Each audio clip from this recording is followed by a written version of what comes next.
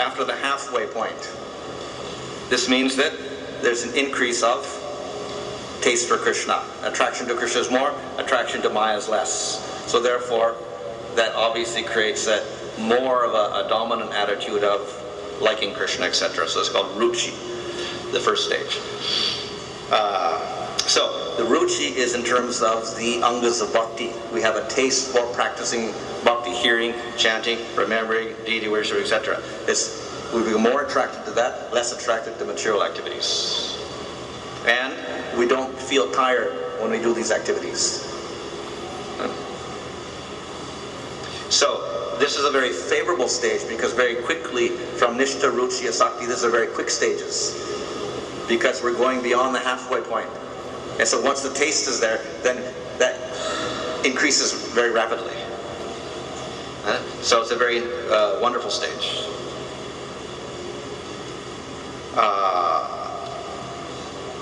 So this is about ruchi, or taste. So in the material world, we don't have taste for Krishna.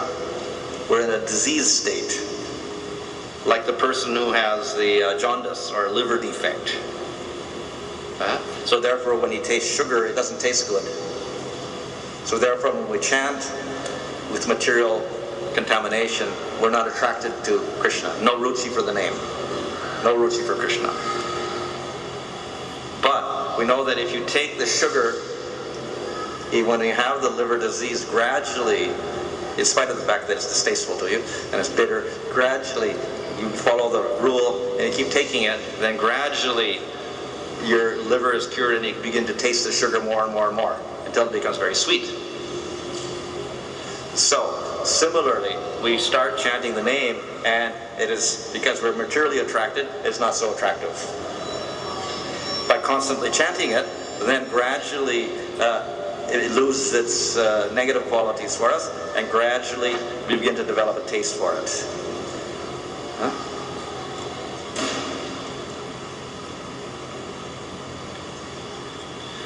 Okay, so the devotional process of hearing, chanting, and remembering, they are actually the medicine, so to speak, and they counteract the ignorance and other kleshas in us, and through these gradually the taste begins to develop. So in the beginning it's not, but by the destruction of the kleshas, then the taste is allowed to develop. Okay. So as with nishtha, we had different types of nishtha in terms of bhakti and in terms of qualities or whatever. So in ruchi, you can have taste depending on the elements, which are actually more or less material, and then we'll judge kirtan or whatever in terms of its material aspects. I like this because it is very, singer's nice or whatever like this. We have material standards involved with our attraction to the bhakti angas. So that is an inferior type of ruchi due to impurity of heart. So a real ruchi does not depend on material elements at all. It depends on the devotion with which the kirtan is executed. So one appreciates the devotion, even if it's not musical. So we can appreciate the devotion of that person through the kirtan or whatever they're doing, then that is real ruchi. So the person on ruchi stage laments his previous condition. In other words, now he's got some taste. When he has that taste, he realizes taste, then immediately understands the uselessness of all of his material attractions in the past. So he develops constant hearing and chanting as a result, rejects all material engagements, because the material attraction is much less than, and the attraction to Krishna is more. Right? So basically it's like this: more bhakti, less anartha. And in general, the devotees, if they take refuge in the Dham. They go to Vrindavan or Mayapur like that and carry out their work, and they do their bhajana. Oh, that's quick. And then we go to Asakti.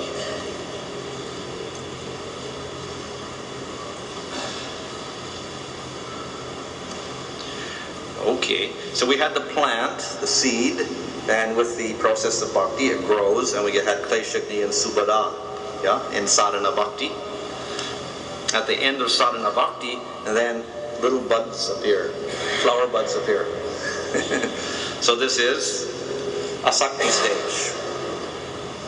The plant of bhakti begins to get the little flowers coming out. So in comparison to ruchi, which is an attraction for the bhajana, the process, hearing, chanting, remembering, that's the object of the taste. In asakti, Krishna becomes the object. It changes. It's not just the hearing, chanting, remembering. It's the Krishna in the hearing, chanting, remembering who becomes attractive. So not the process, it is Krishna who becomes the object here. And the increase, it's an increased attraction, more than in ruchi. And therefore constantly there's less attraction to Maya also. So obviously in ruchi there's also attraction to Krishna, but it's dominantly the process that they become attracted to.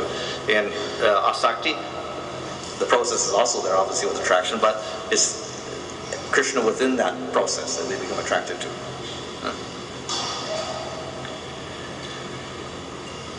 So in ruchi stage, we have to take effort to withdraw from matter and concentrate on Krishna. There's certainly more interest in Krishna, less in Maya, but still we have to pull the mind away. In asakti, spontaneously the mind will go to Krishna. So therefore that means the material attraction is much, much less, and it causes much less agitation. So spontaneously one can concentrate the mind on Krishna. So this means, of course, that the effect therefore is that very quickly one can advance from ruchi to asakti and then to bhava stage. And the reward is that it's not actual Krishna, but like a reflection of Krishna may appear in the heart. We don't have spiritual vision as such yet. That only happens in bhava stage. Krishna actually appears. So in asakti stage, we get like a reflection of the form of Krishna in the heart. So there's some aspect of experience of Krishna, but it's like a reflection at this stage. This, of course, increases the enthusiasm of the devotee. So Krishna appears in that person's heart a little bit to give reward. What are the characteristics?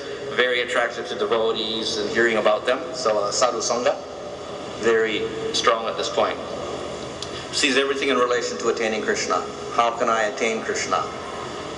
And he sees everything favorable to that. Disregards others because everyone's going to say you're crazy. Why are you dedicating yourself to Krishna, etc. So he ignores all the critical people at this stage.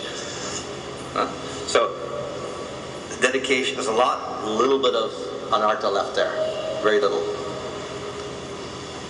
Because of this, he cannot relate to society anymore. No longer interested in any social conventions, and therefore they criticize. He's, completely indifferent, completely, unsocial or whatever. Doesn't talk to people.